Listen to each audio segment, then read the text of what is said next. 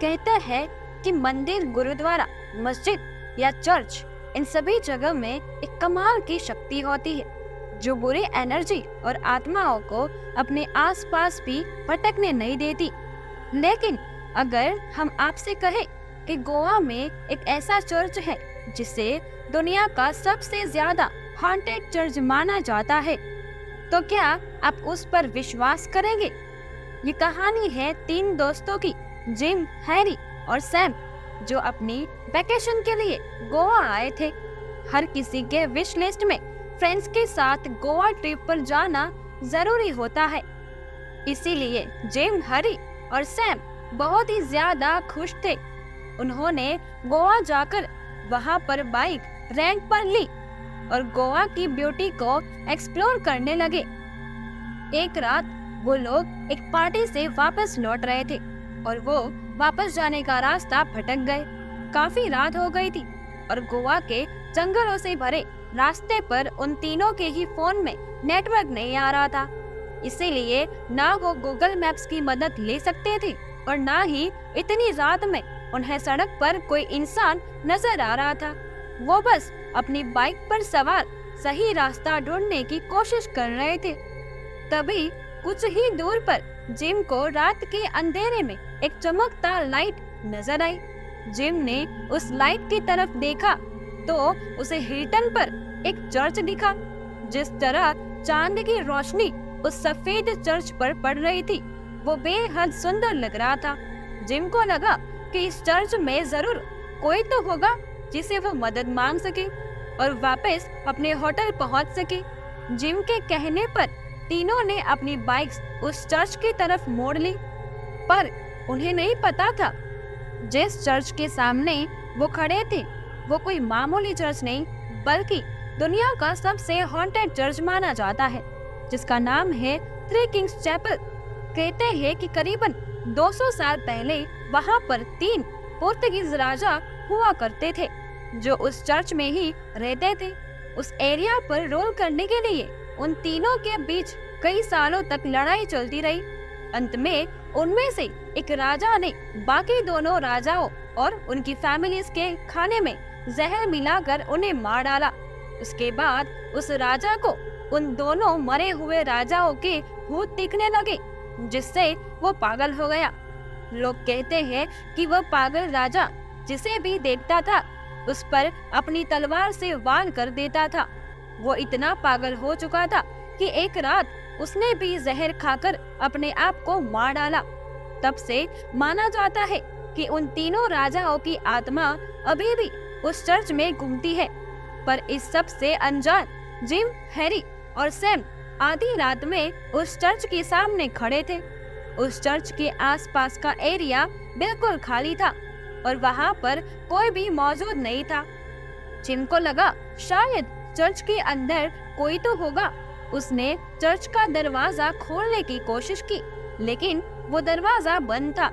तो जिम इस चर्च के आसपास घूमकर देखने लगा कि शायद कहीं कोई मिल जाए तो उसे उसके होटल जाने का रास्ता बता सके। जहाँ जिम मदद ढूंढ रहा था, वहीं हैरी और सैम एक दूसरे की फोटोज खींच रहे थे। फोटोज लेते लेते एक मोमेंट ऐसा आया जहाँ सैम हैरी की फोटो ले रहा था और अचानक से उस मोबाइल कैमरा में हैरी के पीछे कोई सफेद साया खड़ा नजर आया। पर जैसे ही उसने मोबाइल का कैमरा हटाया, वो साया वहां से गायब हो गया था। अचानक ही सैम के फोन की बैटरी खत्म हो गई और उसका फोन स्विच ऑफ हो गया।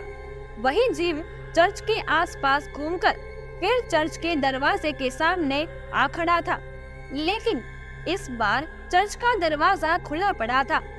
ये देखकर जिम को अजीब लगा, लेकिन वह फिर भी उस चर्च के अंदर चला गया। चर्च में अंदर घुसते ही जिम को एक बड़ा सा हॉल दिखा। तभी जिम को चर्च के अंदर से किसी के कदमों की आवाज आई और वो उस आवाज के पीछे पीछे चला गया। अंदर जाकर उसे दिखा कि कोई आदमी क्रॉस के सामने झुका हुआ प्रेयर कर रहा है। उस आदमी ने एक अजीब सी पोशाक पहनी हुई थी। ऐसा लग रहा था कि जैसे वो कोई पुराने समय का राजा हो। जिम उसके पास खड़ा उसकी प्रेयर खत्म होने का वेट करने लगा। वहीं बाहर खड़े हैरी और सैम इंतजार कर रहे थे। सैम चर्च के पास बड़े से पेड़ को घूर कर देखे जा रहा था। हैरी ने जब उससे पूछा तो उसने कहा कि उस पेड़ पर बैठा एक सफेद साया नजर आ रहा है। हैरी उसकी बात सुनकर पहले तो डर गया, लेकिन हैरी ने उस पेड़ की तरफ देखा तो वहाँ कोई नहीं था। हैरी को लगा कि सैम उसकी टांग खींच रहा है। वो हंसते हुए सैम की तरफ मुड़ा तो वो दंग रह गया। सैम की आंखें लाल हो चुकी थी। हैरी को एक बहुत ही डरावने तरीके से घूर रहा था। हैरी ने उसका नाम पुकारा, पर वो कोई जवाब नहीं दे पा रहा था। बस वो हैरी को घूरे जा रहा था। हैरी ने उसे पकड़कर हिलाया तो सैम ने हैरी को जोरदार धक्का दिया। हैरी सीधा जाकर पेड़ पर गिरा। सैम अपना होश खोकर उस हिला के उसको किनारे तरफ जाने लगा और किनारे पर आकर वो इस हिल से नीचे कूद गया। हैरी ये देखकर एकदम शॉक था। जल्दी से सैम को देखने दौड़ा। उसने देखा कि सैम हिल के नीचे वाली रोड पर गिर पड़ा है और सैम के बगल में एक सफेद साया था, जो हैरी के देखने पर हवा की तरह कहीं गायब हो गया। हैरी के होश उड़ चुके थे, लेकिन फिर भी उसने सैम को अपनी बाइक पर बिठाया और उसे जल्दी से हॉस्पिटल ले गया। अंदर जिम अभी भी उस आदमी की प्रेयर खत्म होने का वेट कर रहा था, लेकिन कुछ देर पहले जो चर्च खाली था वह कई सारे अजीब से दिखने वाले लोगों से भर गया था। वो लोग जिम के ठीक पीछे खड़े थे, पर जिम को इस बात का जरा भी अंदाजा नहीं था। जिम अभी भी उस प्रेयर करने वाले आदमी को देखे जा रहा था। उसने कुछ देर इंतजार किया और फिर उस आदमी को आवाज लगाई, हेलो सर, थोड़ी सी हेल्प चाहिए थी आपकी। जिम ने इतना ही कहा कि इतने में उस आदमी की गर्दन उल्टी हो गई। ये देखते ही जिम के रोंगटे खड़े हो गए। उस आदमी का चेहरा भयानक था और वो अपनी लाल आंखों से जिम को घूरे जा रहा था। जिम ने डर के मारे जैसे ही अपने कदम पीछे लिए, उसे वो सब अजीब लोग दिखे जो शायद उसी का इंतजार कर रहे थे। वो सब लोग उस पर झपट पड़े। राजा जैसा दिखने वाला आदमी जिम के पास आने के लिए आगे बढ़ा तो जिम जोरों से चीख पड़ा। कुछ घंटे बाद हैरी अपने साथ कुछ लोगों को लेकर वापस चर्च की तरफ आया।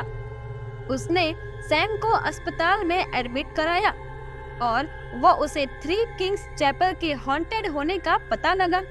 जब वापस जिम को बचाने वहां पहुंचा, जिम चर्च के अंदर बेहोश पड़ा था। उसके शरीर पर कई चोटें तो नहीं थी, लेकिन जिम बेहद घबराया हुआ था। उसने कुछ देर बाद अपने साथ हुई घटना के बारे में सबको बताया। जिम और हैरी की जान तो उस रात बाल बाल बची, पर सैम ने हॉस्पिटल में ही दम तोड़ दिया। आपको क्या लगता है, ये सब एक कोइंसिडेंस था या सच में थ्री किंग्स चर्च हॉन्टेड है? तो दोस्तों, आपको ये कहानी कैसी लगी? अगर आपको ये कहानी अच्छी लगी हो तो इस वीडियो को लाइक और शेयर जरूर करना और चैनल को सब्सक्राइब जरूर करना दोस्तों।